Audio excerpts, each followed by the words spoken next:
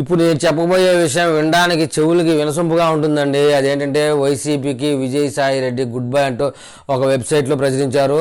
అయితే వైసీపీ వర్గాలు కూడా సంతోషాన్ని వ్యక్తం చేస్తున్నాయి. టీడీపీ వర్గాలు కూడా పీడ పోయింది అంటున్నారు. వైసీపీకి విజయసాయి రెడ్డి బాయ్ చెప్పనున్నట్లు ఊహాగానాలు వెలువడుతున్నాయని ఇటీవల శాంతి ఎపిసోడ్లో ఆయనపై ఆరోపణలు రాగా ఏ ఒక్క వైసీపీ నేత కూడా ఆయనకు మద్దతు పలకపోవడం ఈ యొక్క ఊహాగానాలకి ఊతమిస్తుంది. దీనికి కారణం అని తెలుస్తుంది. పార్టీలో నెంబర్ 2గా వ్యవహరించిన విజయసాయి రెడ్డి ప్రస్తుతం తీవ్రమైన వ్యతిరేకత ఎదుర్కొంటున్నారు.